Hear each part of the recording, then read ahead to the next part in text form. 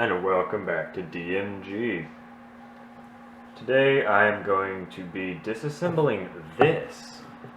I'm not quite sure what it is and what it's supposed to do. All I know is that it doesn't work and it has something to do with video. Now, it's got HDMI ports, one of those weird AV-in ports, 6-volt power, and USB-B 2.0B on the back. It's some sort of video capture box. It only works with this company's proprietary software, and again, it does not work. I do a lot of filming and streaming for this school. I attend, assemblies, special events, and I have never used one of these. In the setups that I've done, I've just used a video capture box into a laptop, and I think this is just a video capture box, but it's got a bit more going on, because it's got an HDMI out as well, and it has a light on it that says streaming. So that makes me think this thing it's more than just a video capture box. It doesn't have inbuilt network connectivity, I would think, but I have a lot of questions to answer, and those questions really can only be answered by opening it up. Oh wow, that's metal. This is not just a piece of plastic. So this thing is... yeah, that's metal. This thing is well built.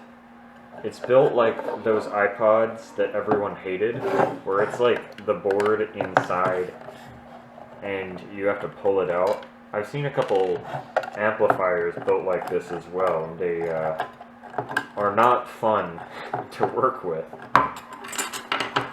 Also, this thing is heavy.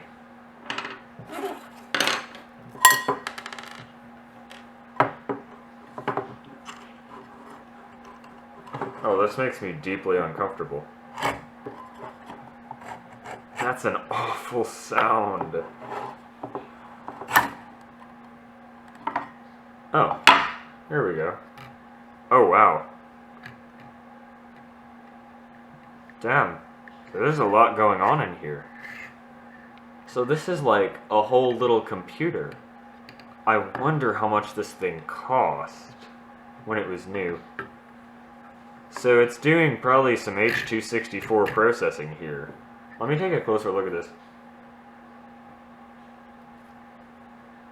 I actually don't immediately recognize any of these chips or the processors used on them. This is made by Memorex, so I can assume it's RAM. Maybe this is like a GPU kind of thing, and it's...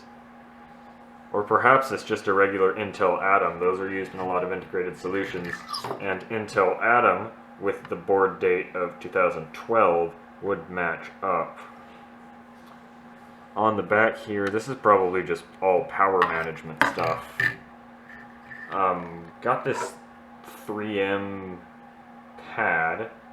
This is a thermal pad. It has some stickiness to it, and it feels like it conducts heat very well, but they didn't take it off the other side, and usually those go between the CPU and what you're trying to cool.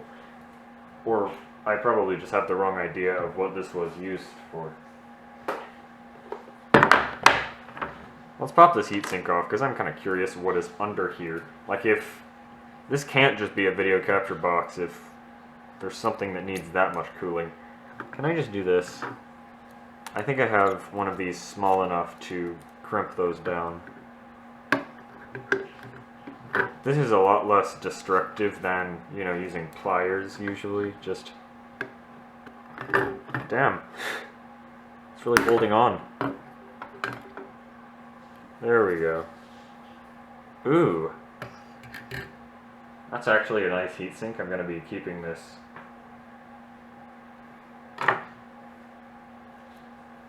We've got a... what is this called? I know a lot of, industrial applications have this style of CPU package. A lot of old motherboard chipsets are also made like this. I'm gonna run out of alcohol someday. What are you? Tell me. Thickest thermal paste I've ever seen.